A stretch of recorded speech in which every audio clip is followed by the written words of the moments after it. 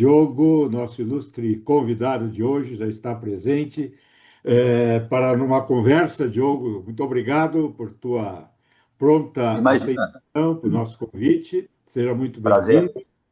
Ah, e nós queremos aqui, Diogo, abusar do teu conhecimento e capacidade intelectual e de discernimento para a gente entender melhor esses processos todos que envolvem, de um lado, a Arena.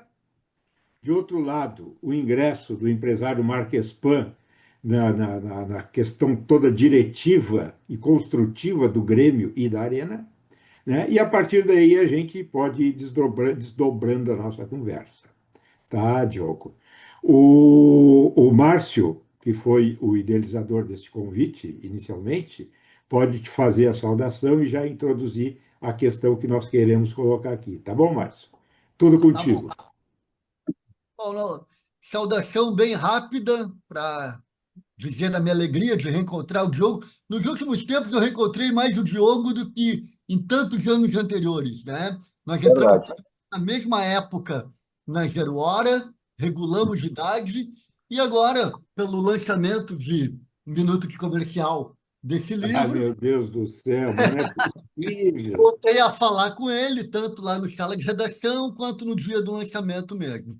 Quando tu tinha falado, Vieira, há umas 2, 3 semanas, que a gente tivesse esse encontro, a partir desse novo fato que foi a Arena, e principalmente da entrada dessa nova figura, né, desse novo personagem, que é o Marques Pan aí eu me lembrei do Diogo, que tem longa experiência, tanto na reportagem.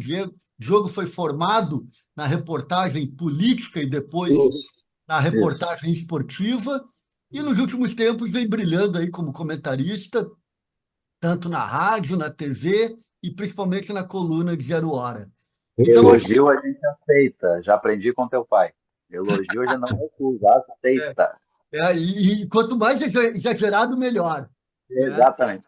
E aí, então, acho que ele preenche todos os requisitos para fazer uma ótima conversa com a gente e nos mostrar melhor sobre esse novo personagem que surgiu e sobre a situação do futebol aqui no Rio Grande do Sul.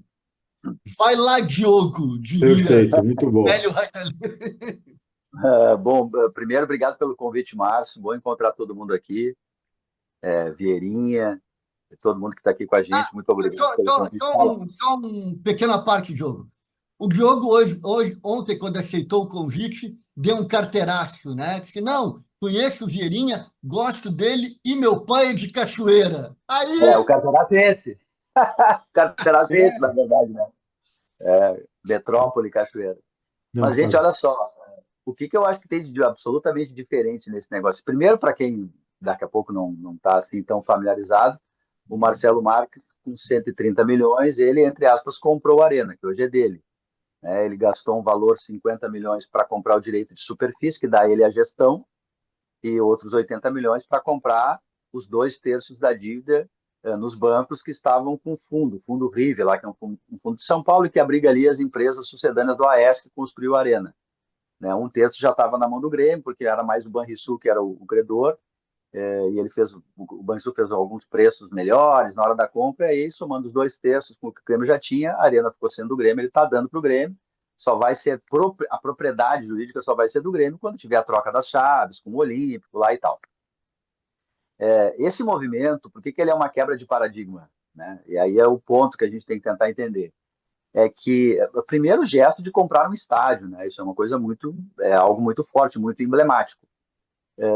Outros personagens no futebol brasileiro, né, Márcio, vocês todos conhecem, aliás, o Marcelo Marques, ele aceita essa comparação com o Paulo Nobre, lá do Palmeiras, que há 10 anos atrás foi presidente e colocou do bolso dele quase 300 milhões de reais. Isso há 10 anos atrás, muito mais. Né? O Paulo Nobre é uma família de investidores, cotista de várias grandes empresas aí no mundo, tinha muito dinheiro, e ele colocou ali 300 milhões, profissionalizou radicalmente o clube, tirou todos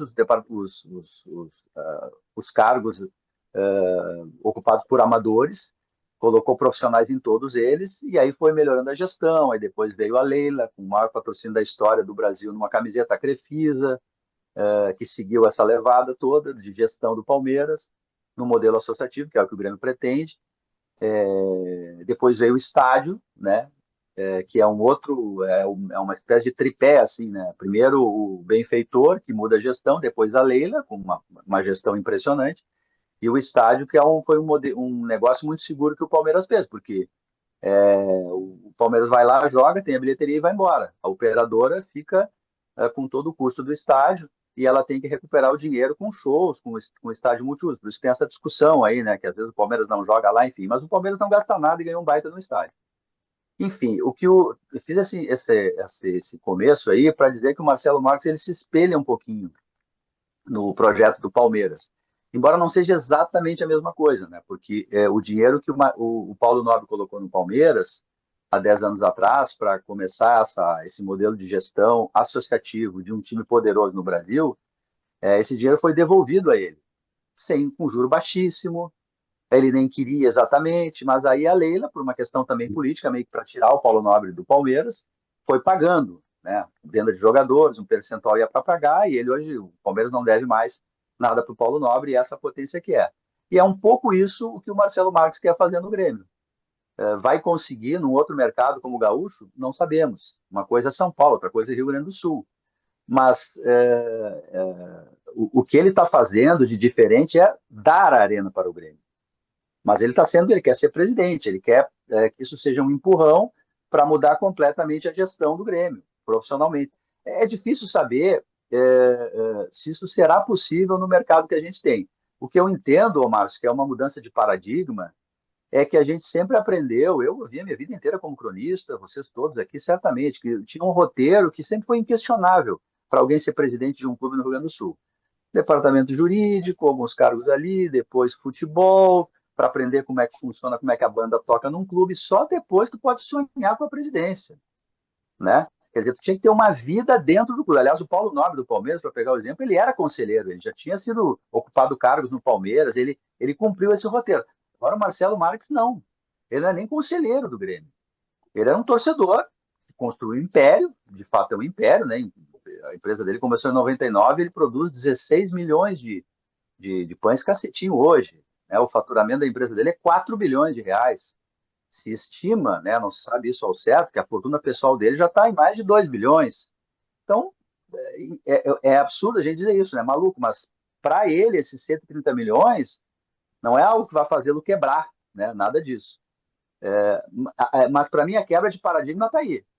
Uma pessoa que não é desse ambiente de conselho deliberativo, de fazer movimento para se eleger, ele resolve ser presidente do Grêmio, de um clube de futebol. O Palmeiras, ele tem o Paulo Nobre, depois vem a Leila, que é uma baita gestora, né, uma empresária impressionante, e lá isso aconteceu. Aqui nós não tivemos ainda esse exemplo. A gente sempre teve investidores e torcedores, e colorados ou gremistas ilustres que aportaram dinheiro. A gente sabe das histórias, empresários para pagar uma folha salarial, para ajudar a contratar um jogador, e paga quando puder, ou daqui a pouco o percentual de jogadores da base para ser ressarcido.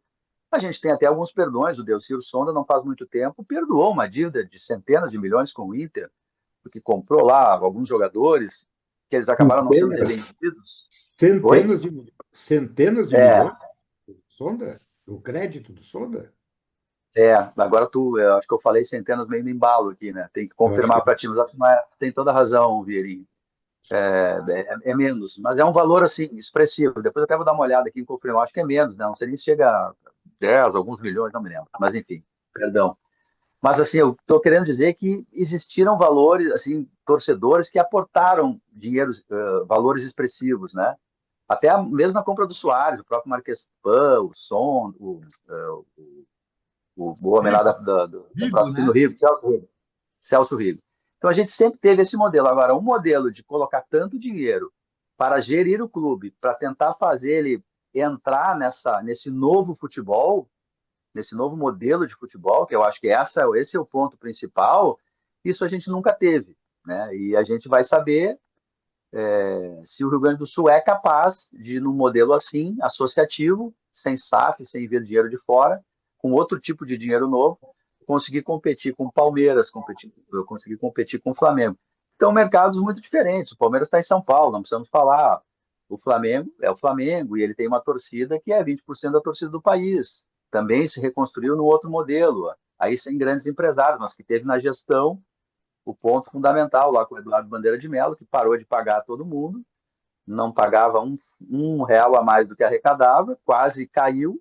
Teve um momento que teve risco de rebaixamento, conseguiu um título da Copa do Brasil ali com o Paulo Pelaib de vice-futebol, contratando jogadores emprestados, e aí foi conseguindo, com gestão, fazer os investidores e os seus patrocinadores entenderem o tamanho do Flamengo, mudou todo o preço, a precificação da camiseta, dos patrocínios masters, e aí foi construindo um patamar que hoje é absurdo, rigorosamente absurdo. Mas o que está no centro da questão do Marcelo Marques, assim, granalizando aqui para a nossa aldeia, é que parece que o Grêmio faz um movimento, não foi um movimento orgânico, porque ninguém no Grêmio pensou isso, não partiu do Grêmio. Uma coisa dele, do Marcelo Marques, que queria, não aguentava mais ser maltratado lá pela gestão da Arena, e ele queria uma coisa diferente, queria ser bem tratado, queria ajudar o Grêmio, e aí ele faz esse movimento para ser presidente. Mas é um outro tipo de gestão, com outro tipo de roteiro e com um dinheiro aportado que sem esse dinheiro novo me parece que não dá mais para a gente competir. Aquela ideia de a gestão que, sei lá, que Fernando Carvalho fez no Inter, que Fábio Koff fez durante um período, que permitiam a Inter e Grêmio competir com a incompetência de gestão dos outros times, dos outros clubes do centro do país, esse modelo ele já não se sustenta mais, mesmo que eventualmente tenhamos boas gestões. Porque os outros clubes, Flamengo e Palmeiras, além de serem bem geridos profissionalmente agora, eles revelam um jogador atrás do outro e estão trabalhando com valores assim, absurdos. Inacreditável. O Flamengo arrecada 1 bilhão e 400. O Palmeiras já está arrecadando 1 bi. É muito dinheiro, sabe? Então, aqueles patamares... Quando o Soares veio para o Grêmio, ele era um dos jogadores, o primeiro jogador a ganhar... Tinha o Gabigol também, acho que eram 2 jogadores, a ganhar quase 2 milhões por mês. Parecia uma coisa estratosférica, assim, quase uma... Era algo assim lunático. A gente está vendo agora no Corinthians o Depay ganhando 5.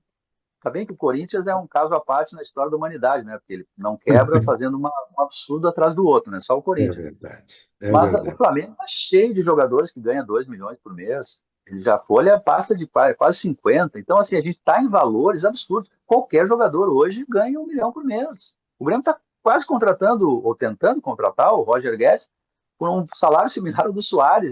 E faz 2 anos que o Soares saiu. Quer dizer, tá uma... Não quero usar uma expressão aqui muito popularesca, mas é quase uma pornografia o que a gente está vendo no futebol. As cifras absurdas. Qualquer jogador mediano ganha 1 milhão. E aí como é que você entra, Inter e Grêmio, para tentarem voltar ao protagonismo com aquele modelo antigo de gestão, né? Sem um aporte diferente, sem virar SAF, enfim. A gente está numa encruzilhada aí. E eu acho que o Marcelo Marques, ele tenta, né, com esse movimento, tentar fazer a roda andar diferentemente no Grêmio. Não sei se vai dar certo também, porque uma coisa é o negócio, outra coisa é o futebol, que é cheio de caminhos ali completamente diferentes. Mas a gente vive um momento diferente, né? Que é essa quebra de paradigma de um dinheiro tão grande e novo, com um perfil completamente diferente daquele roteiro para ser dirigente que a gente via antes no futebol. Acho que, em suma, para começar, é isso aí. E os outros candidatos desistiram, Diogo? O Calef desistiu, muito, aqui um bastidor, porque o Danley, que estava com ele, né, eu disse, olha, eu não vou competir com um cara que comprou a Arena, né? E aí ele acabou saindo também, ele ficou meio sem... Respaldo? meio sem dizer na campanha, porque ele acabou dizendo que era impossível comprar a Arena. Não sei se vocês lembram disso, quando veio o debate. Ele disse, é impossível comprar a Arena. Pô, aí, uns dias depois, a compra é feita, ele ficou meio sem palanque, né? Ele saiu, o Vladimir Chieli, um candidato que era uma espécie de um advogado, que trabalhou muito com o Dr. Fábio Koff no negócio da Arena, na hora de examinar o contrato da Arena, também desistiu. Por enquanto, tem o Denis Abraão, que não retirou a candidatura, porque ele precisa renovar o seu mandato no Conselho, tem uma eleição prévia no Grêmio antes, que é do Conselho Deliberativo. Por enquanto é isso, né? Quer dizer, de candidato mesmo é o Denis Abraão. E o Olímpico, ao comprar a Arena, o Olímpico fica com quem? Com a construtora aquela ou a OS? Ou fica com o Marca Span?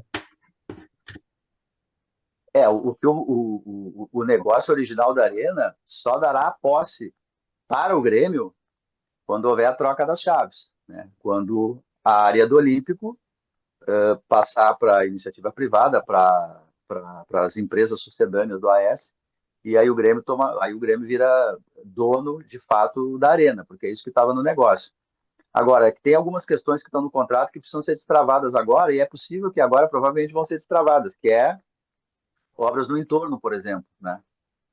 Para tudo isso acontecer, ter a troca das chaves, a OAS fica lá com a área do Olímpico, ou as empresas sucedâneas da OAS, desse fundo Rio, constrói os prédios que bem entenderem, e o Grêmio fica dono da Arena, era preciso obras no entorno, que estavam no contrato. E isso acabou virando um imbróglio, porque como o ente privado não deu a contrapartida inicial para fazer as obras que estavam no contrato ali em torno da Arena, o poder público também não colocou dinheiro, e até o poder judiciário proibiu de fazer isso. A prefeitura, em até algum momento, queria fazer primeiro, para depois o ente público, o ente privado colocar. Mas isso virou uma disputa judicial que agora está destravada. E talvez, está em debate, talvez o Olímpico entre nessa negociação, assim, sabe? O ente privado ele não tem o dinheiro para fazer as obras, mas aí ele repassa essa área para a prefeitura faz todas as obras que estavam previstas no contrato e usa a área ali do Olímpico para fazer o que bem entende, para vender, enfim. Tem uma questão aí para mudar em relação a isso.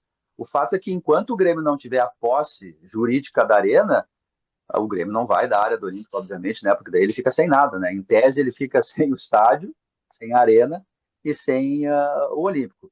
Mas com o Marcelo Marques comprando os direitos, né? Está, ou melhor, comprando a dívida, né? Comprando a arena, isso se destrava sem problema. Mas tem uma questão aí com a prefeitura para ver como é que fica a área do Olímpico. Diogo, deixa eu me apresentar rapidinho. Eu sou aí de Porto Alegre, comecei minha carreira na Zero Hora com o Gaguinho, Antônio Brito e companhia.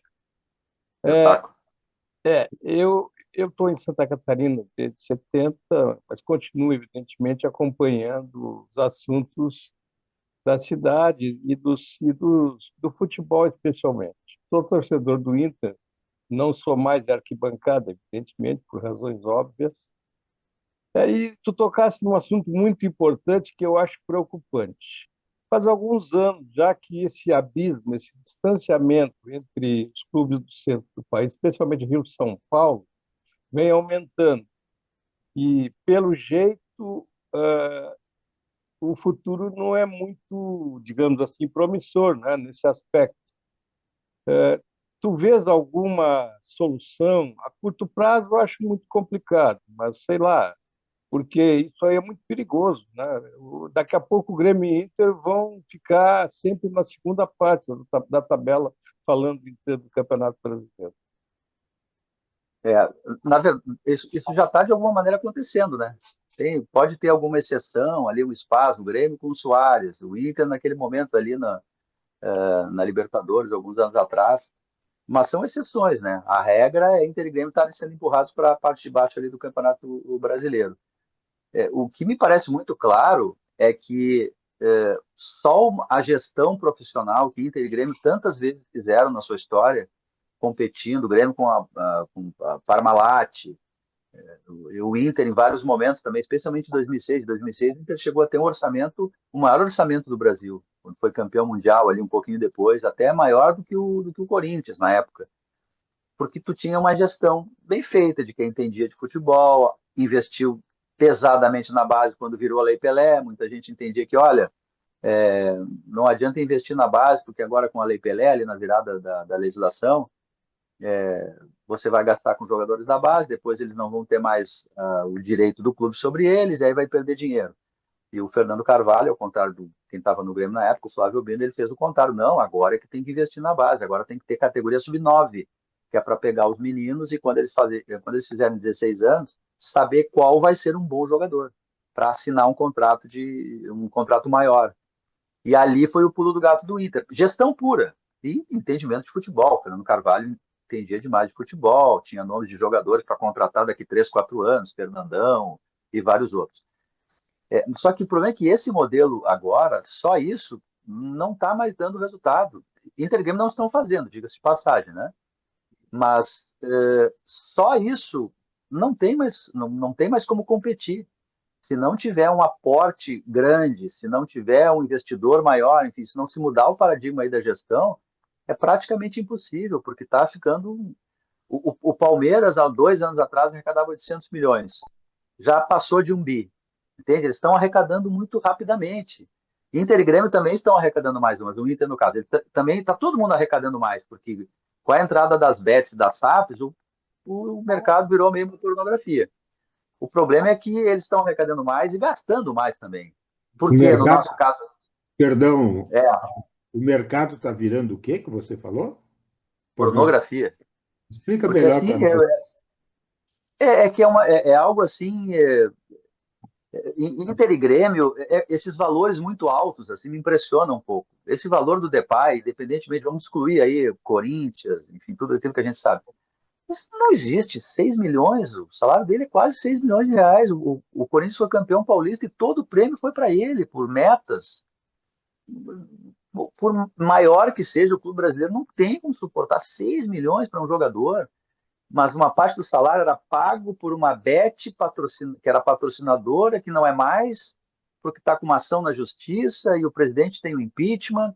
Enfim, estou falando especificamente do caso do Corinthians, mas esses valores aí que o Flamengo está praticando agora, e no caso do Flamengo não tem nenhum absurdo, porque ele arrecada para isso, né? Aliás, a distância aí de dívida do que arrecada e do que gasta o Flamengo faz o Flamengo, há uns anos atrás, até era superavitário, né? Agora ele investiu na compra de um terreno para fazer o seu estádio, e aí ele acabou, durante um período, ficando deficitário. Mas ele contrata jogadores por 50 milhões. Como é que o Inter e o Grêmio vão competir? Se o Flamengo ele gasta 100 milhões num jogador, se der errado, ele contrata outro por 100, e se der errado, ele contrata outro por 100, ele vai em jogadores mais caros para o risco ser menor. Emerson Royal, lá que estava no Milan, né? Antes o Everton Cebolinha. É mais fácil um jogador desses dar certo do que o Grêmio contratando o Amuso, por exemplo, né? Pegando um exemplo aqui, que tem que garimpar para ser um jogador barato, enfim. Então, assim, os valores estão absurdos. Não E, tem como competir só com uma boa gestão, tem que ter algo diferente aí de gestão, Márcio. Diogo, para onde isso caminha, então? Vai ter uma reversão disso? Vai ter uma maneira de controlar isso? Se discute muito no Brasil, bom, a gente não tem uma liga, né, como os outros países têm, para fazer esse tipo de gestão do que pode e do que não pode. Se discute no Brasil, independentemente disso, tem uma espécie de fair play financeiro. Faz uma regulação entre o que arrecada e o que gasta, né? Para que tu não tenha um aporte de dinheiro absurdo que não seja medianamente gerido pelo próprio negócio de futebol. Né? O Flamengo está defendendo isso, o Palmeiras também, claro, porque o Botafogo chegou com dinheiro de fora, colocando uma grana absurda, e, e essa discussão está acontecendo. Mas, independentemente disso, as arrecadações estão aumentando, e Inter e Grêmio, especialmente, vão ter de encontrar uma maneira. O Grêmio está tentando, por isso que eu disse, o Grêmio está tentando encontrar uma maneira. Não sei se vai dar certo, que é um aporte pesado de dinheiro de um mecenas para profissionalizar radicalmente o clube e, a partir disso, tentar mudar os parâmetros do Grêmio, né? As métricas do Grêmio, sei lá, valorizar mais o tamanho da torcida, vender patrocínios e ter investimentos maiores, um valor maior, como o Flamengo tentou fazer. Esse é o caminho que o Grêmio está tentando construir. O Inter, a gente tem informações, que tem grupos estudando a viabilidade de uma SAF, por exemplo, mas essa semana se discutiu muito, se falou muito que o Qatar Investments, né, que é o dono do PSG, é o governo do Qatar, em última instância, né, quer investir no Brasil. Essa é uma informação, né, o Fernando Ferreira da Pluriconsult, que trabalha com os orçamentos dos clubes, ele faz sempre balanços dos clubes há bastante tempo já, ele está trabalhando nesse mercado e ele deu essa informação que os Qataris, Qatar Investments, que é o fundo que é dono do PSG, ele quer entrar no Brasil e está procurando um clube. Né? E aí surgiram informações não confirmadas, que poderia ser o Inter, enfim e tal. porque o Flamengo não quer, o Palmeiras não quer, alguns grandes clubes não querem mais, e, enfim, o Inter poderia ser uma alternativa, mas isso não está nada confirmado. Mas assim a gente vê o debate indo por aí, né? Porque pagando 100 milhões de juros da dívida, como o Inter está pagando, para entrar na tua pergunta especificamente, olha, daqui a pouco vai quebrar, né? Se já não quebrou, daqui a pouco não vai ter. Pagar 100 milhões de juros de dívida, e o Grêmio é perto disso, não é muito longe, não. É praticamente inviável, né? Então tem que ter uma mudança radical. Também, de certa forma, é inviável que um clube quebre, né? Nesse sentido de deixar de existir como uma empresa de comunicação, de qualquer outra coisa, né? Eu não vejo, por maior que seja a crise, tanto no caso do Internacional quanto do Grêmio, eu não vejo que eles possam deixar de existir. Assim como, e nem se fala no caso do Flamengo, com Vai todo ser esse. pequeno, pode ser pequenar, né? Mas virar um Bangu, virar uma América, né? Virar uma Portuguesa, né? Mas Ô, aí, Márcio, mas aí mesmo no caso de se apequenar, ele só se apequena porque entra alguém no lugar, né? ô, Deixaria de existir o Internacional e o Grêmio para fortalecer o Zequinha e o Cruzeiro, né? Se um Qatar desses compra o Cruzeirinho aqui, vai sobrepujar Internacional e Grêmio? ô, Márcio, essa questão que tu levantaste é interessante, de difícil um clube quebrar. Nós temos um exemplo aqui em Florianópolis muito complicado, que é o Figueirense. Ah, é Vítima verdade. vítima de uma gestão catastrófica que empurrou o clube hoje para uma situação até de arriscando até perder patrimônio, né? Então, eu não sei não. O caso do Figueirense é muito sério e já está com recuperação judicial, etc. Mas é uma situação muito difícil que, digamos assim, pode até terminar em quebra. O Márcio, quando eu usei a expressão quebrar aqui, eu não usei a expressão juridicamente, né? Eu disse se eu quebrar. Inter e Grêmio nunca vão deixar de existir, obviamente, como nenhum grande clube brasileiro. Depois que o Botafogo não deixou de existir, adiantando cotas de direito de TV de muitos anos, ninguém quebra, né? Não é quebra no sentido assim jurídico da palavra, mas eu digo chegar numa situação incontornável, como o Botafogo chegou, que o Botafogo deu sorte que o comprador colocou dinheiro no clube, fez ele ser campeão de novo, ou em alguma medida azar, porque tem algumas questões ali da holding, do Textor, que são bem duvidosas. Mas chegar numa situação de asfixia, de não conseguir mais É, tocar o dia a dia, ter que estar toda hora pegando empréstimo no Diogo, banco para pagar Diogo, salário, nesse sentido. acrescentando, Diogo, Sim. Figueirense está pelo quinto ano consecutivo na Série C e com E risco mal, de né? cair, para a Série D. Está 1 ponto da zona do rebaixamento. É. O Figueirense, o Santa Catarina tem um aspecto que é curioso assim, no futebol brasileiro, que Santa Catarina tem times municipais, né? Porque Florianópolis não é a maior cidade economicamente do estado. Então, quem Exato. nasce em Lages, torce para o Inter de Lages. Quem nasce em Chapecó, torce para a Chapecoense. E assim sucessivamente. Quem nasce em Criciúma, é Criciúma. E aí o Figueira e Avaí, eles acabam não sendo times sequer regionais. Então, eles têm menos força, obviamente, né? É difícil imaginar um cenário assim com o Grêmio e Inter, mas a gente está começando a ver alguns movimentos. O Grêmio ele revela jogadores e em seguida tem que vender para pagar o dia a dia. Gustavinho, ano passado, o Inter revelou o Gabriel Carvalho e vendeu em seguida por 100 milhões, porque tendo que pagar 100 milhões de juros da dívida todos os anos. Quer dizer, fica mais difícil de tu imagina Vendeu se ser o ótimo, 5 milhões de euros, né? 30 milhões, 30 milhões de reais, imagina. Um caminhão É, de dinheiro. Mas tu imagina, mestre, olha só. Se pegar o exemplo do Inter, se o Inter revela o Gabriel Carvalho, ele fica ali 2, 3 anos. Aí revela mais um bom zagueiro, Vitor Gabriel, ele fica ali 2, 3 anos. Né? E assim, revela agora o Ricardo Matias, não precisa vender, não precisa vender para tocar o dia a dia. Fica ali o Ricardo Matias.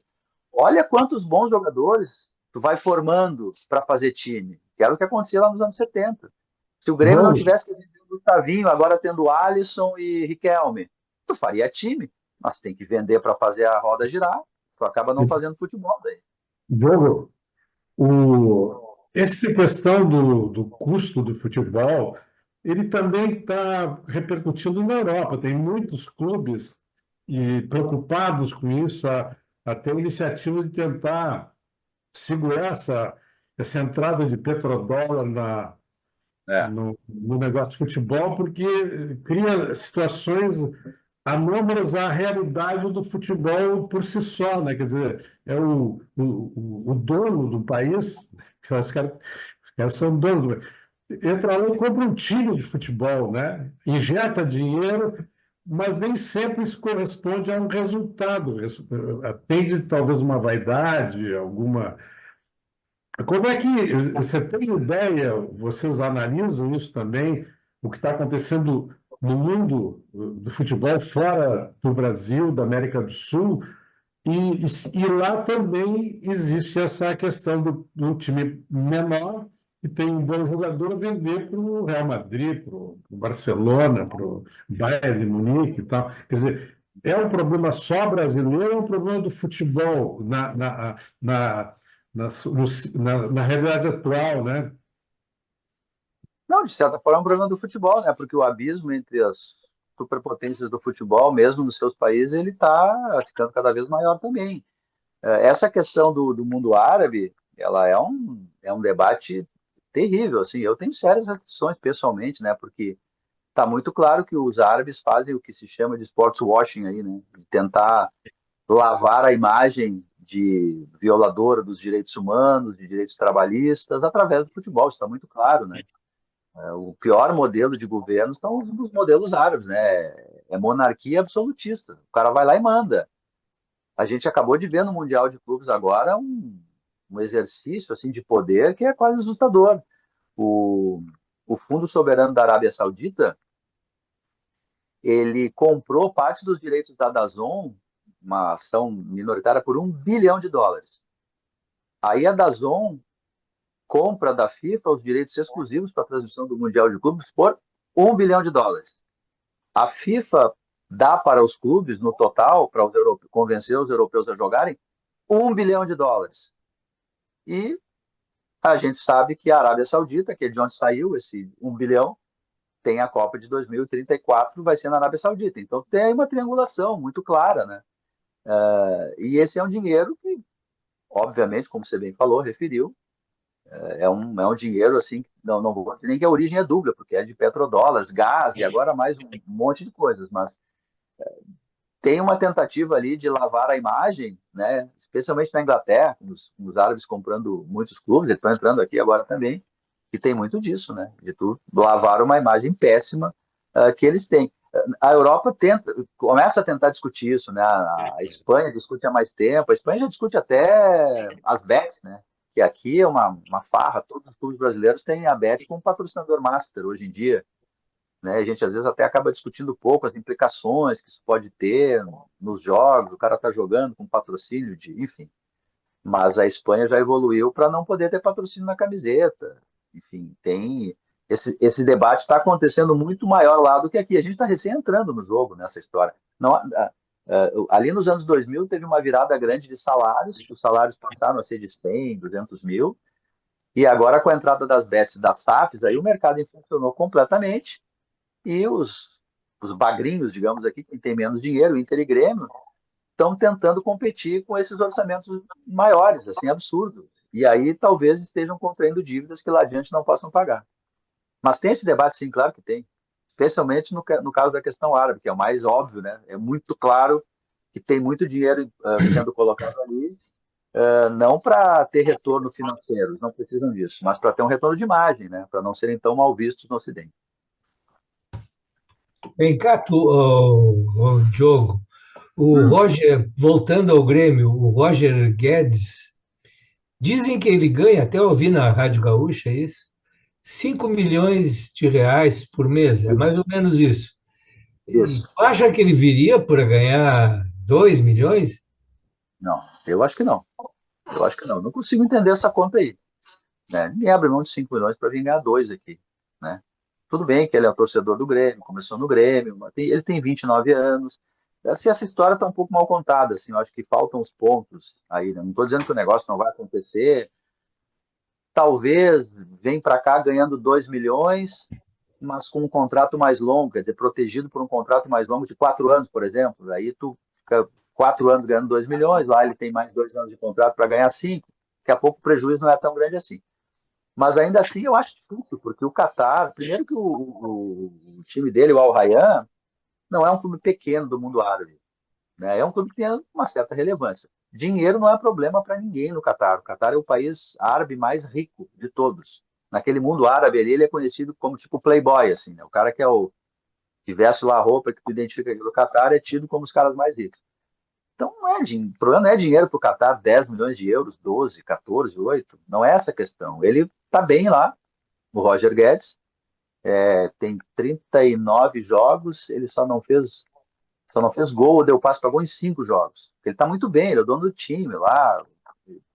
Não vejo razão, não consigo ver. O projeto esportivo do Grêmio não é um bom projeto, né? O Grêmio dificilmente vai se classificar para a Libertadores, né? O que ele vai disputar aqui? Por mais que queira voltar para o Brasil, outra, pode voltar para o Brasil via Palmeiras, via Flamengo. Não consigo ver esse negócio fechando. E acho que é uma exorbitância também. Por melhor que seja o Roger Guedes, eu sei que ele é incontestável neste Grêmio agora, né? Nesse time aí limitado do Grêmio. Mas para você pagar um salário de 2,5 milhões, mais do que o Soares recebia, eu acho assim que daí o Grêmio começa com um certo exagero. Assim, o Grêmio ainda não está num patamar financeiro de ser Flamengo, Palmeiras, mesmo com o Marcelo Marques, para fazer um Esse projeto Bright assim. White não está nessa faixa aí ou não? É menos, né? A faixa dele é 1 milhão, né? 1,5 milhão que ele recebe. Parece pouco agora, né? Falando de dois para o outro, né? Ganha só no Rio. Oi? Ganha só 1 milhão por mês. É o que eu estou dizendo, é um absurdo isso. Tá bem, o Bright White é um jogador interessante, é bom, mas essa medida de valor meio que se perdeu aí, né? O Eu Diogo, entendo, assim. Diogo, Oi. esse fenômeno do crescimento dos valores dentro do campo, dos jogadores, do treinador, como é que se reflete no resto do mundo do futebol? Por exemplo, na imprensa, o Galvão Bueno se aposentou recentemente, depois começou a fazer não sei o quê. Como é que é essa coisa do salário dentro do futebol? Eu sei, foi só de brincadeira lá no sala e tal, mas o futebol está pagando mais para jornalista.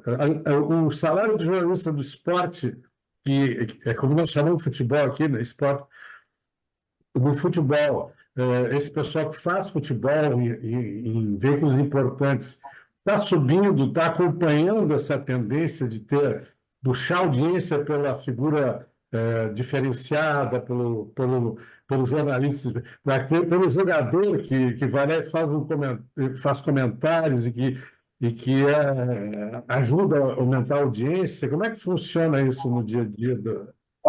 Se está acontecendo, não estou sabendo. Se está acontecendo, eu não estou sabendo. A gente tem, claro, tem uma casta ali de personagens, sei lá, Galvão Bueno, enfim, que esses se descolaram da média dos salários das grandes empresas, da mídia tradicional, digamos assim, né?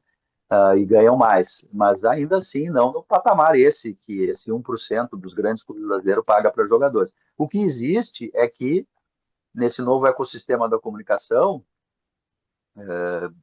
muitas pessoas que saíram desse guarda-chuva da mídia tradicional e foram trabalhar. A Cazé TV é um bom exemplo disso, né? É impressionante o case da Cazé TV, né? Ela disputa com a Globo direitos de transmissão, né? Claro, não é só o Casimiro ali que é o acionista, tem outras pessoas também, fundos, enfim. Mas é uma TV ali no YouTube, num canal, na internet, que oferece boa qualidade, está conseguindo contratar profissionais, e esse ambiente aí ele está conseguindo gerar muito dinheiro. Mas assim, pegando aqui para a aldeia, para ficar uma coisa mais mundo real, a gente tem colegas nossos aqui com seu canal no YouTube, especialmente os identificados, e eles conseguem arrecadar os valores expressivos, muito mais do que a maioria das pessoas que estão, a maioria, eu diria, inclusive, que estão na mídia tradicional, fazendo o seu próprio canal, ganhando com visualizações no YouTube, com patrocínios e influências. O próprio Marques Pan, ele começou a entrar no futebol patrocinando vários influencers, inclusive não só gremistas, do Inter também, né? Ele até patrocinava a camisa do Inter, pagou até o final, depois que decidiu ser candidato à presidência do Grêmio, para ir ficar se dedicando apenas ao Grêmio.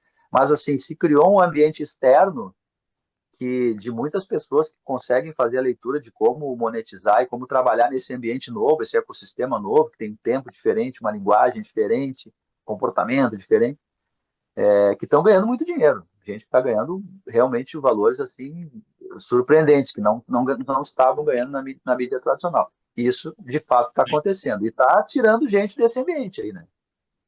Bom, Diogo, aproveitando o gancho da pergunta do Polidoro, eu acho que vou criar uma saia justa para ti. Que tu Quanto tu ganha? Qual é o teu salário de semana? Me emprestam dinheiro?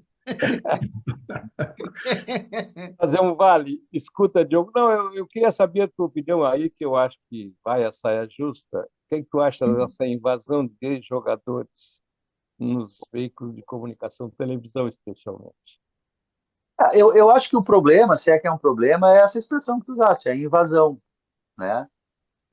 Eu acho que o jogador de futebol, ele tem um papel importante numa transmissão, às vezes de um lance assim, que às vezes ele agrega jornalisticamente, sabe? Olha, o que definiu tal lance foi que o fulano é destro e aí ele acabou fazendo drible para o outro lado e o jogador não entendeu. É uma coisa que às vezes só o cara que está lá consegue fazer essa leitura, né? Isso eu acho que é importante. Mas eu acho que retirar a figura do jornalista é ruim. Retirar a figura do jornalista é ruim, por vários motivos. Por tratar o futebol não só como campo e bola, porque é um universo muito maior do que só campo e bola, né? Na hora de debater outras questões, como essa que eu referi aqui, sports washing, por exemplo, outros temas de gênero, enfim, né? Aí eu acho que há uma certa, enfim, uma limitação ali para tratar disso, de ampliar um pouco o futebol, né? Os jogadores também, eles vêm de um ambiente, de alguma maneira eles têm laços ainda com aquele ambiente, alguns têm dificuldade em fazer determinadas críticas, porque depois são cobrados lá internamente, né? Aí tem um certo conflito de interesse, né? De vir para o outro lado do balcão. Eu acho que isso é ruim. Quer dizer, a invasão é que é ruim. Tu não ter aquele modelo de um jornalista e um ex-jogador, eu acho positivo. Não vejo problema nenhum. O problema é a invasão, né? Eu acho que a invasão ela pode ali adiante, já acontece em alguns momentos, tu tem um pouco esse conflito de interesse, né?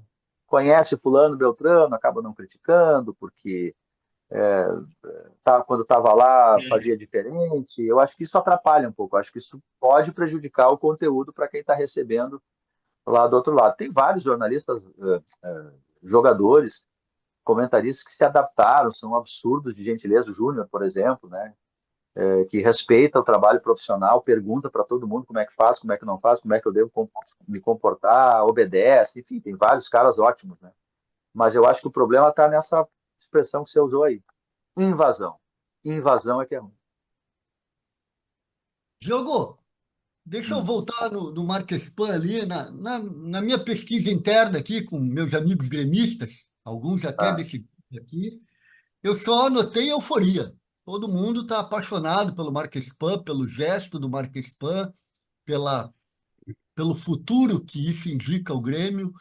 Eu te pergunto se nas tuas pesquisas, nas tuas entrevistas, nas tuas conversas, tu pegou alguém que está desconfiado, que acha que não pode ser tão bom assim, que tem algum tipo de dúvida? O que é que tu ouviu por aí?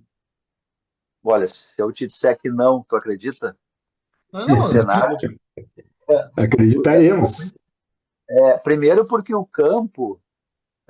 Primeiro porque assim, tem um cenário de campo que as coisas não estão se resolvendo. Então, no mínimo, tu tem aquela ideia do torcedor, né? Olha, não tem como ficar pior. O Grêmio está sempre batendo aí, quase para cair, para ser rebaixado. Enfim, algo tem que ser feito. Mas eu acho que é sempre importante a gente fazer essa referência, que o futebol é um ambiente muito complexo. Se o Marcelo, que é um cara bem intencionado, claramente, né?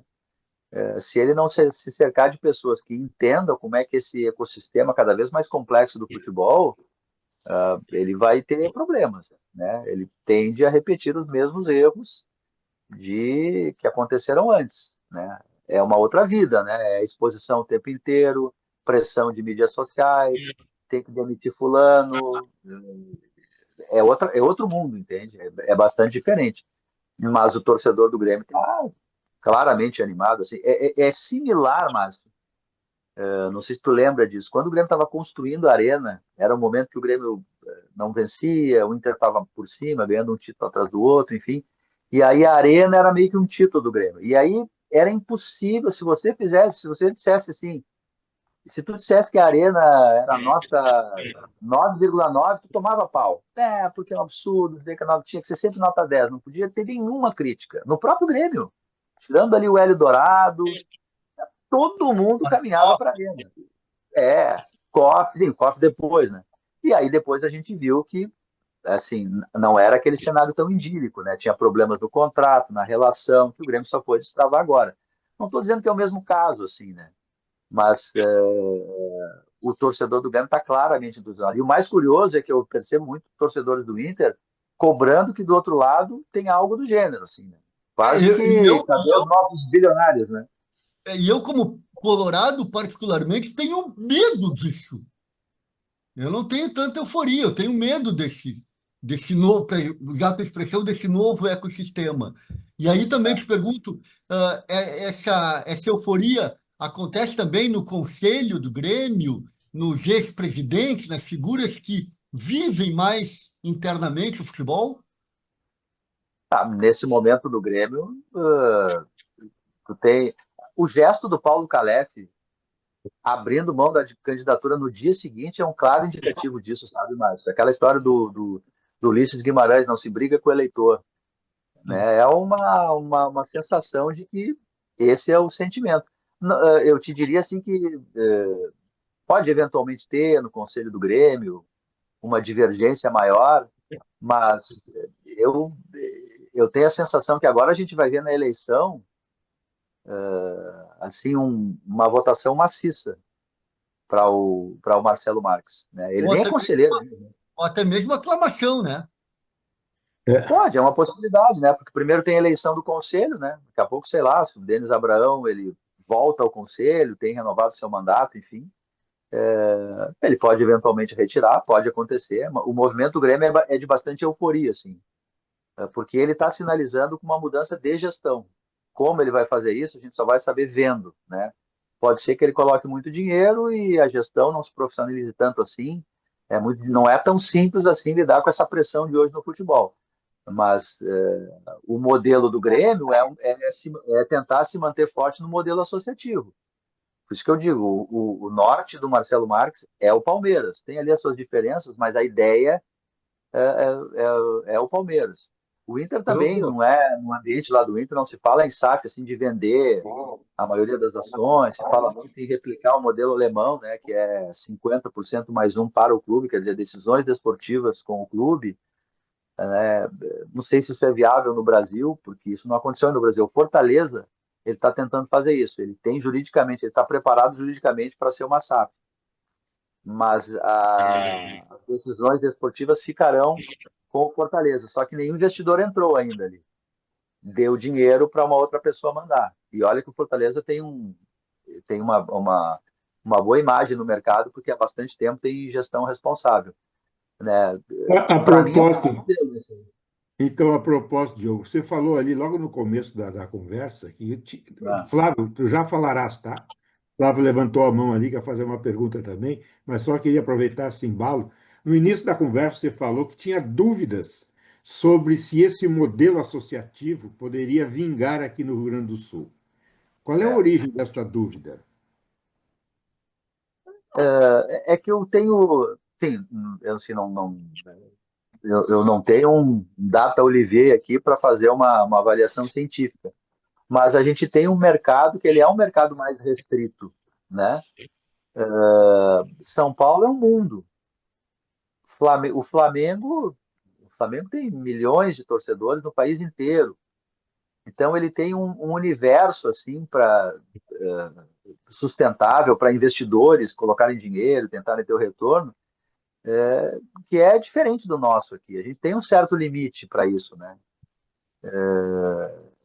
E então assim eu tenho dúvidas se é possível no modelo associativo Inter e Grêmio fazerem valer um valor da camiseta, do peso da torcida, sabe? Do seu estádio como instrumento capaz de combater Flamengo e Palmeiras, que tem esse modelo associativo, mas estão em mercados absurdamente maiores, com mais dinheiro, com mais tudo, né?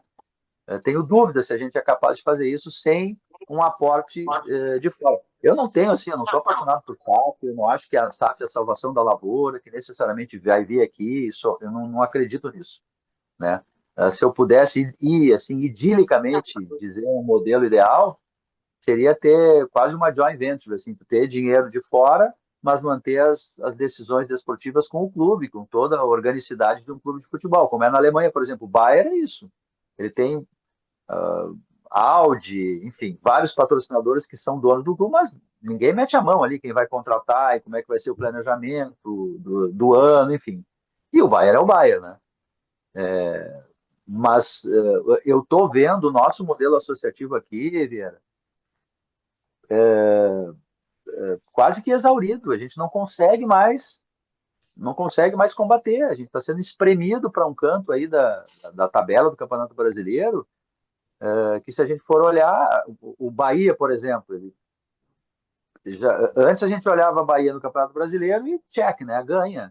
Agora já é uma missa, porque tem dinheiro, tem investimento, enfim. Então, não estou conseguindo ver Inter e Grêmio com um modelo associativo capaz de ser o que o Palmeiras e Flamengo se transformaram, embora fosse o ideal, obviamente, né? Mas não sei se o nosso mercado suporta isso. Lá em Minas Gerais, por exemplo, que a gente talvez possa ter uma similaridade, tem uma rivalidade Cruzeiro e Galo, Minas é maior que o Rio Grande do Sul, eu sei, não aconteceu o modelo associativo, né?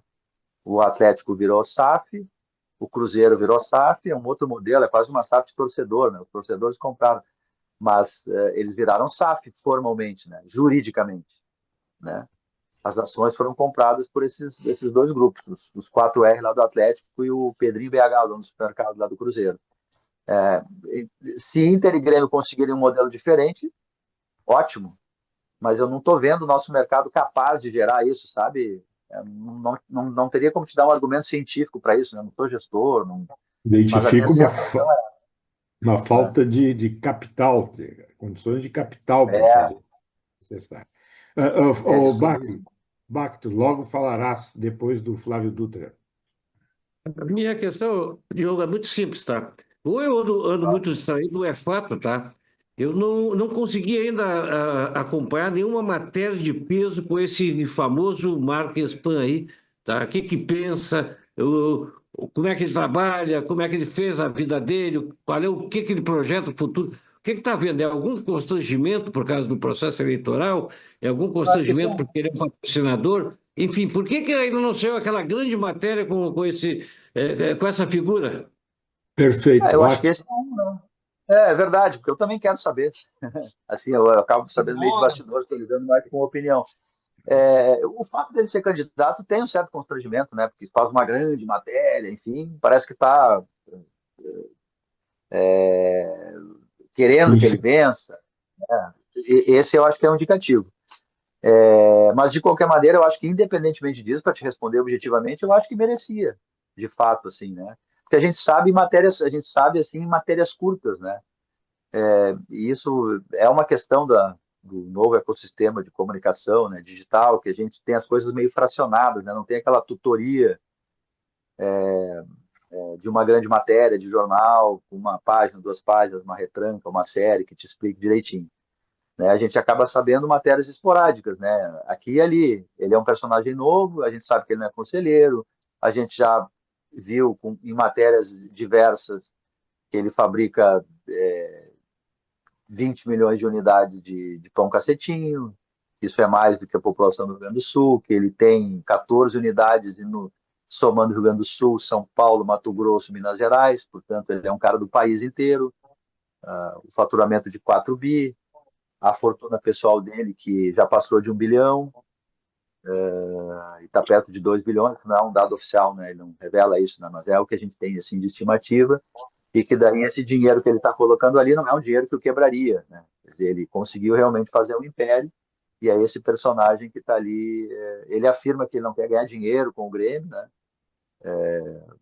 é difícil duvidar, porque um cara que faz o que ele fez, ele prometeu comprar, ele comprou, ele tem crédito por um tempo. Mas eu, como bom jornalista, coloco, tenho sempre aquela máxima, né? Tenho orgulho das minhas incertezas,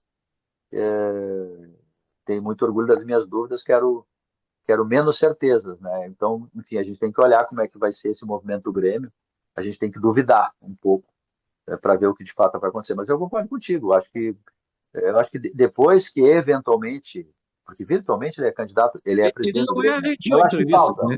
Meu, Oi? Diogo, ele reagiu a entrevista, já tem essa. Não, ele é Dá- tímido só. Nem isso dá para se dizer. Não, ele é tímido, ele está aprendendo a lidar, assim, quando ele foi dar entrevista lá no Sem Filtro, no programa do YouTube ali da Zero Hora, que a gente tem lá 7 horas junto com a Zero Hora, com o GZH e a Rádio Gaúcha, a gente entrevistou todos os candidatos e ele também. Dava para perceber ele nervoso, suando, assim, porque não é o ambiente dele, né? Ele não, isso aí é tudo absolutamente novo para ele, né? Tu percebia que ele estava meio arredio e ele não gosta de dar muitas entrevistas justamente por isso, porque ele não sabe, né? Então ele tá entrando num. Tu sabe muito bem, né, que presidente intergrêmio fala mais que governador no Rio Grande do Sul, né? Ele vai ter que aprender rápido, inclusive, porque em algum momento ele vai ter que abrir a vida dele, a casa, para a gente ter uma informação maior a respeito desse personagem. Tu tem razão, eu acho que falta algo mais definitivo, assim, de TV, de jornal, porque tem esse lado dele que é um lado muito resguardado ainda. Tem aí uma boa pauta não, uma boa Boa. oportunidade para uma empresa de media training no Rio Grande do Sul, ou, quiçá, no Brasil. Fala, Dom Alexandre Bach, que está silencioso até o momento. Não, boa noite, cheguei um pouco atrasado. Só Eu só queria, melhora o nosso debate. eu só queria fazer dois comentários. Um sobre a dívida, que vocês estão preocupados, mas eu quero tranquilizá-los, tá? O Copom confirmou aí a taxa de 15% ao mês dos juros. E aí eu fico pensando por que que os bancos deixariam o Inter e Grêmio quebrar se a cada mês eu tiro 15% da dívida deles, entendeu? Por que que eu vou matar a galinha dos ovos de ouro? Então, fiquem tranquilos que o Fernando Lemos, que deve ser o maior credor de Inter e Grêmio, tá? É o maior interessado em que Grêmio e Inter jamais quebrem, porque vão sustentar Uhum. o sistema bancário durante muito tempo, né? Sobre, Verdade. eu queria só acrescentar uma coisa. Eu acho que o que está acontecendo no Grêmio é mais do que uma ruptura de gestão, mas uma ruptura de cultura. Eu acho Isso. que Inter e Grêmio, ainda a gente fala isso muito no nosso grupo dos jornalistas lá, numa mesa de quintas-feiras. Não dá mais para grupos serem comandados apenas por sobrenomes de boas famílias. A gente tem aqui no grupo um mandarizinho, né? Aqui, Márcio Pinheiro, né? Ninguém duvida da coloradagem do Márcio Pinheiro, mas o Márcio não tem condições de sentar só por ser Darinzinho para Vossa colorado, Excelência. só por ser colorado, sentar na cadeira de presidente do Inter. Mais, né? Não dá mais para tu trazer o Denis Abrão. O que que o Denis Abrão vai acrescentar para administrar um tamanho da arena que se promete agora? Eu não conheço ele pessoalmente, mas eu não acho que ele tenha preparo técnico para isso. Eu acho que o Marques Pan está trazendo é uma mistura de paixão, sim, que tem que ter, mas de gestão profissional. É Porque isso se aí. ele vai botar dinheiro ali, tudo bem, ele não vai querer dinheiro de volta. Eu acho ruim, mas ok, pode ser. Mas eu duvido que ele vai deixar dinheiro escorrer pelos ralos. Ele não deixa isso na empresa dele, vai deixar no Grêmio, vai chegar lá, vai ver gasto desnecessário, desorganização, bagunça. Eu acho que a primeira coisa que ele vai fazer, ele vai nomear um CEO forte ali pro Grêmio. E vai dar poder pro cara. E ele vai continuar bebendo no camarote, torcendo pelas vitórias. Então, o que eu acho que o que ele está fazendo é uma coisa que há horas a gente tem conversado. Não dá mais para fazer gestão apenas por paixão dos clubes. Todas essas que vocês citaram, a Leila, coisa e tal, eles são super apaixonados, mas são grandes empresários, né? Gerem o clube Então, como técnica de gestão empresarial. Então, essa cultura que o cara, Eurico Miranda, apaixonado pelo Vasco, o Dalegrave pelo Inter, o Zobino pelo Grêmio, não dá mais, né? Só isso não dá mais. Acho que o Marques Pan, eu acho que ele está trazendo isso. Eu acho para mim a ruptura, mais do que gestão, porque em alguns momentos o Inter teve gestão profissional. Vocês lembram do Medina? Trouxe uma gestão profissional para o Inter, o Grêmio teve algumas gestões profissionais administrativa, mas o que agora a gente está falando é de uma presidência profissional, né? Acaba essa cultura só de um grande torcedor, coisa e tal. Enfim, é só essa minha modesta o contribuição aí. Alexandre, Eu hashtag assim embaixo com tudo que tu disse. Eu ouvi a minha vida inteira, tu também já deve ter ouvido, né? Quando tu era nosso chefe lá e participava dos encontros que a gente ia com o presidente, Inter e Grêmio. Eu já ouvi mais de uma vez do Fernando Carvalho e do Fábio Costa. Eles dizerem o seguinte: olha, quando Flamengo e Corinthians se organizarem, quando eles forem profissionais, sai de baixo, porque vai ser praticamente impossível competir com eles. O Corinthians ele se atrapalha todo nessa, enfim, mas o Flamengo está de fato fazendo isso. Isso que tu disseste da radicalização profissional, o Paulo Nobre, quando ele entrou no Palmeiras, ele fez exatamente isso. Ele assumiu, ele colocou um aporte absurdo de dinheiro, 300 milhões, como eu disse aqui antes, acho que antes de chegar, e ele fez uma profissionalização radical no Palmeiras. Ele colocou o executivo para todo lado, cada sala tinha um executivo, ele radicalizou um processo. Né? Ele deu um start muito pesado ali. Aí depois veio a Leila, que é uma baita empresária, absurdamente uma baita empresária. A empresa dela ganhou dinheiro com o Palmeiras também, a Crefisa, foi algo de mão dupla. E aí o Palmeiras chegou nesse patamar. E a gente não está nesse patamar ainda. A gente sempre viu a vida inteira o Gerdau, o Grandelli, o empresário, que ajudam o Grêmio aqui e ali, mas não na área da gestão. Né? Ou o Sonda no Inter, agora tem o fazendeiro, aquele que pagou 1 milhão para o Rodinei jogar, né? Esse é torcedor do Internacional, puxa vida. Né? E tem esses personagens também, né? Mas eles não estavam na gestão. E eu acho que essa quebra de paradigma ela está aí. Mas antes eu até toquei também na questão da cultura, porque esse caminho aí para ser presidente de Grêmio e Inter vai para o departamento jurídico, vai para o futebol, e depois vai ser presidente. Ele está quebrado com isso. O Marcelo Marques não é nem conselheiro do Grêmio. Ele é completamente outsider, assim. Ele não foi criado naquela amálgama ali de grupo político aqui e ali. Ele é de uma outra esfera. Esses grupos políticos de Grêmio e Inter, principalmente do Inter, mais atrapalham do que ajudam, ou tu acha que é necessário ter um conselho realmente efetivo ou uma administração mais objetiva, mais direta do clube, uma gestão consistente do que esses conselhos que, por exemplo, o Inter tem 300 conselheiros, 400, sei lá, mas tem 40 grupos divergentes um do outro. Isso aí, para provar qualquer coisa, como as debêntures, não passa nada lá. Não acontece nada, não aprovam conta, não aprovam isso, não aprovam aquilo. Tu acha que esses conselhos deveriam realmente existir Eu acho que os conselhos têm que existir, mas da maneira como eles são uma deformação. São uma deformação. Congresso Nacional, os conselhos de Grêmio e Inter têm quase o mesmo número de conselheiros que o Congresso Nacional, que é um país que tem que gerir 1 milhão de assuntos. A gente está falando de colorados e gremistas. Não pode ter tanta diferença ideológica para tu ter 40, 30, sei lá quantos grupos políticos, né? Houve um determinado momento que esses grupos eles tinham uma ideia interessante, que era livrar os clubes do caciquismo, do fulano, do Beltrano, né? Tu tinha um grupo que se organizava, se encontrava todos com regularidade, tinha uma plataforma, vivia o ano inteiro, era uma coisa interessante. Só que com o tempo, pelo menos é a minha visão, com o tempo, o caciquismo acabou virando para esses grupos. Tu só consegue entrar no Conselho Deliberativo e ter alguma visibilidade se tu entrar num desses grupos. Senão tu não entra. Sabe? Daqui a pouco tem torcedores colorados, do gremistas e luzes que poderiam ajudar no Conselho Deliberativo, que eles têm que se submeter a entrar num grupo político, né, e disputar um lugar na fila lá para ser eleito conselheiro, porque senão eles não entram. E tu tem toda a razão, tem algumas questões que elas têm que ser executivas. Por exemplo, o aumento da mensalidade de um sócio. Mas como é que isso vai ser aprovado pelo Conselho Deliberativo? 300 pessoas, tem que ter algo executivo, um padrão executivo. Olha, aumentou X a inflação, X assim, é um ato sumário. Como é que tu vai gerir uma folha se a mensalidade não sobe, isso é um ativo teu, e aí para aprovar tu tem que ir para o conselho, aí tem grupo político e não aprova. Como é que tu faz com o dia a dia para essas coisas de gestão mesmo, sabe, executivas? E aí acaba se politizando tudo, e aí o clube não anda. Então, assim, não estou defendendo que tenha lá uma ditadura, não é isso. Mas eu acho que claramente tem um inchaço e uma deformação dos conselhos deliberativos. Eles estão mais atrapalhando, em grande medida, do que ajudando as gestões. Um asterisco que é muito comum, o grupo do presidente X de Inter e Grêmio, quando sai, vai para o conselho e acaba reproduzindo o mesmo modelo, né? Fica lá enchendo o saco do cara que está lá na presidência e não deixa ele administrar.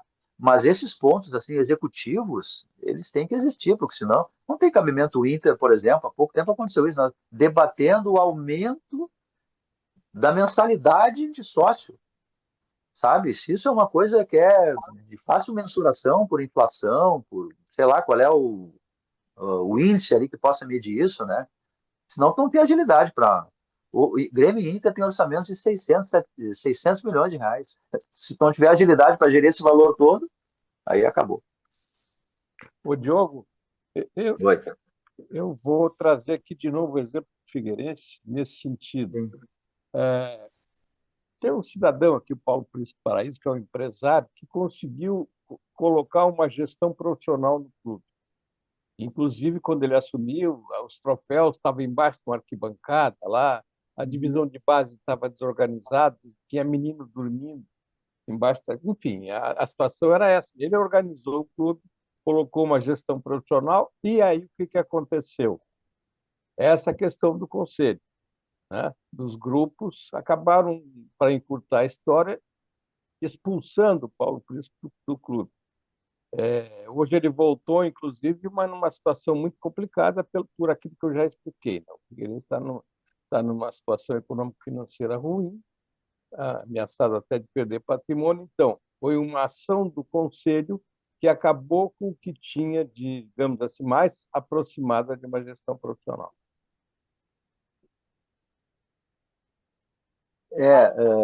Sobre essa questão do conselho, né, o Paulo Príncipe Paraíso era secretário da Fazenda, né? Não lembro se do Sim, Estado foi, ou do município. foi. E tem mais uma outra questão, Diogo, só para completar, também tem a Claro.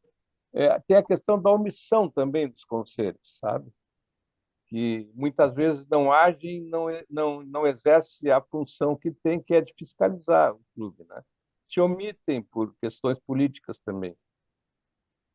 Na própria discussão do Grêmio lá, embora na época se tenha restringido o acesso ao contrato da Arena, né, contrato da construção da Arena, puxa vida, com 300 conselheiros, podia ter mais gente lendo o contrato, mesmo que tu só pudesse ler enquanto estava lá numa salinha, e para apontar defeitos ou erros, enfim, né, inconsistências jurídicas, mas é que, na verdade, eles acabam se omitindo, né, e eles acabam só andando, só agindo quando tem uma questão política envolvida. O que me incomoda nessa questão dos conselhos que tu não tem, num ambiente de futebol, tantas diferenças ideológicas assim, para tu ter tantos grupos políticos. Eles são únicos e exclusivamente projetos de poder, ascender, chegar a ser presidente, enfim.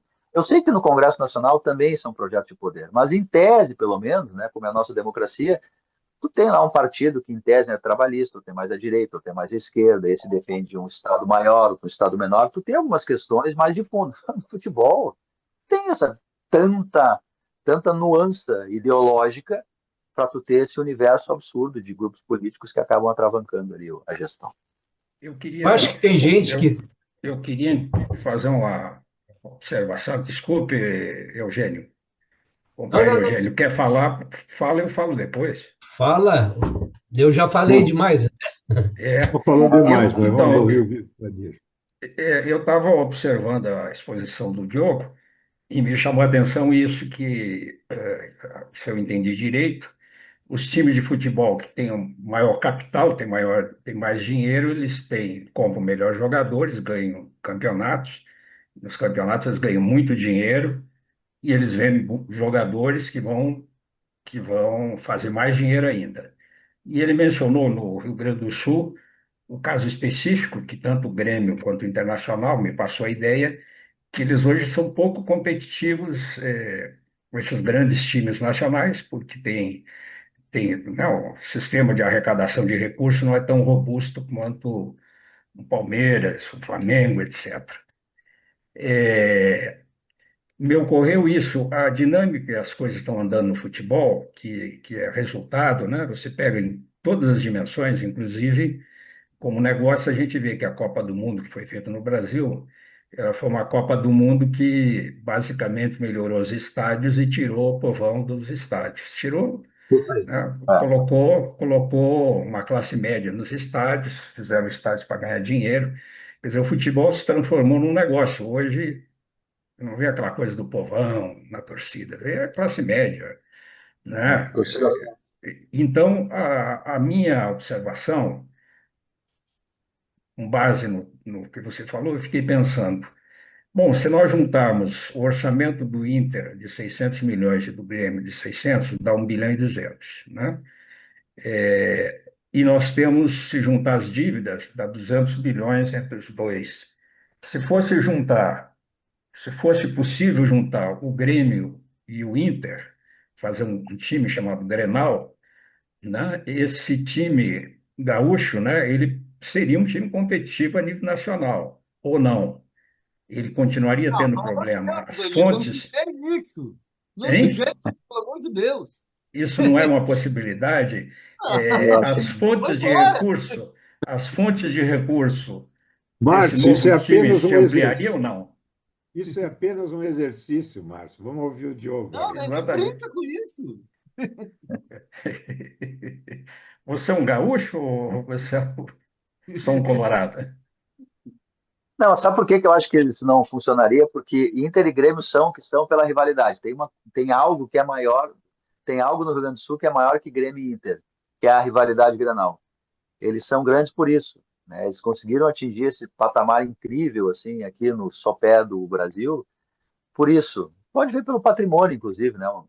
Tinha lá a Baixada, e depois veio os eucaliptos, e aí vem o Olímpico, aí vem o Beira-Rio, e aí vem a Arena, e aí vem a reforma do Beira-Rio, enfim. Um está sempre correndo atrás do outro, né? Se não houvesse essa rivalidade, se eles fossem um só, eu não sei se eles teriam esse tamanho, sabe? É. Sinceramente, não sei. Aliás, no Rio Grande, no interior do Rio Grande do Sul, se tentou fazer isso, nos municípios, né? O Caxias, né? Juventude, Caxias criou lá tá? o Isso. Caxias O Passo Futebol. Fundo tentou se juntar com o Gaúcho, mas e aí com o tempo o que aconteceu? Não dá, a gente tem isso como uma gênese nossa. Aí tem que ter Gaúcho e Passo Fundo, tem que ter Brasil e Pelotas, tem que ter Caxias e Juventude, enfim, a gente precisa disso, né? A gente precisa de rivalidades. Tem times que tem mais, inclusive, né? Rio Grande tem Uhum. 3 times, imagina. Então, se não fosse a rivalidade, Inter e Grêmio não seriam onde É. são. E como é Aqui que isso não resolve esse funcionou problema também, Diogo. de Aqui isso não dinheiro? funcionou também. Como é que resolveria essa questão para aumentar a receita, né? Precisaria aumentar a receita para o time ser mais competitivo, tanto o Inter quanto o Grêmio, né? Como é que faz Essa esse processo? Essa outra questão do dinheiro novo, se vai ser com o SAF, que é um mecanismo que está no mercado, hoje no Brasil tem 90 clubes que estão em processo de SAF. A maioria é times menores, médios, assim, né? Mas é uma ferramenta. Ou dessa maneira, ou com um aporte de dinheiro novo, com outros modelos associativos, que é o que a gente está discutindo aqui. Mas tem um dever de casa que ele precisa ser feito, antes de mais nada, e ele não está sendo feito, na minha opinião, por Grêmio e Inter, que é essa gestão absolutamente profissional do futebol. Essa eu acho que pode ser feita, né? Independentemente de ter um dinheiro novo, ter um dinheiro errado, achar jogadores melhores, não investir. Pegar um exemplo aí, o Grêmio gasta dinheiro no Amuso, que é caro e teve que ser, e não enxergava que tinha o menino Alisson ali, que podia dar um rendimento igual. Ter essa certeza para não precisar fazer esse tipo de investimento, né? E o Inter também tem vários exemplos que a gente pode citar. Sei lá, agora o Inter contratou o Richard, por exemplo, tá?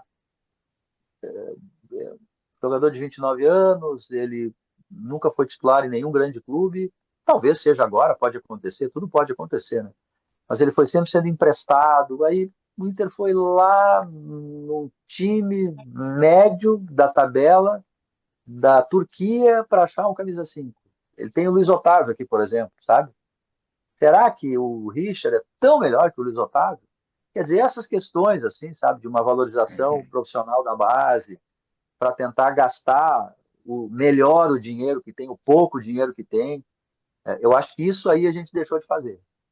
E isso foi feito lá atrás, era assim que Inter e Grêmio se rivalizavam. O Grêmio dos anos 90 rivalizou com a Palmeiras Parmalat, que tinha um absurdo de dinheiro investido, e rivalizou. Por isso, né? O Inter, que foi campeão em 2006, é a mesma coisa, um absurdo. O Inter ali melhorou muito o Beira-Rio, não tinha a central de atendimento ao sócio, o Giovanni Luiz foi lá e fez isso a pedido do Fernando Carvalho, teve uma união política no Inter que gerou tudo isso. Ali houve uma profissionalização incrível do Inter, né? E aí ele conseguiu bater chapa. Então, se agora só isso não está dando mais resultado, mas pelo menos isso nós temos de ter. Pelo menos isso nós temos de ter. E eu acho que isso nós estamos devendo para a Inter e Grêmio. Pelo menos o Diogo, dever de casa. tá, Diogo, vamos ampliar um pouco a nossa conversa. Sim, senhor. Eu queria ter a tua opinião sobre esse avanço aí avassalador das bets como patrocinadoras de praticamente, eu acho que todos os times de elite do futebol brasileiro. Todos. Isso aí. Todos têm Masterbet. Todos Né? têm Master Bet. Essa questão está sendo vista como? Como mais positiva, mais negativa? Está influenciando? Como é que está sendo vista essa história toda?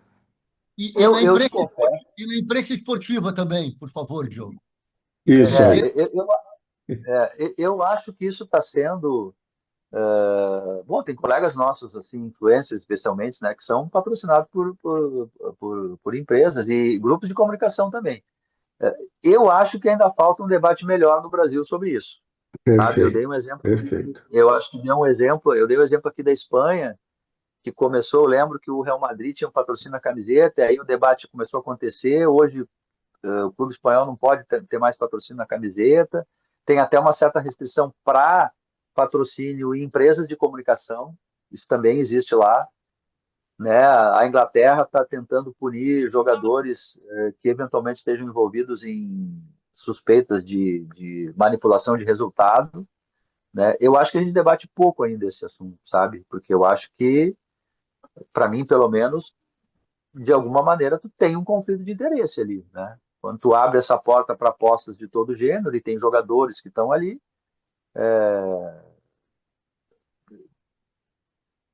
assim, tu abre uma porta que eu acho perigosa, né?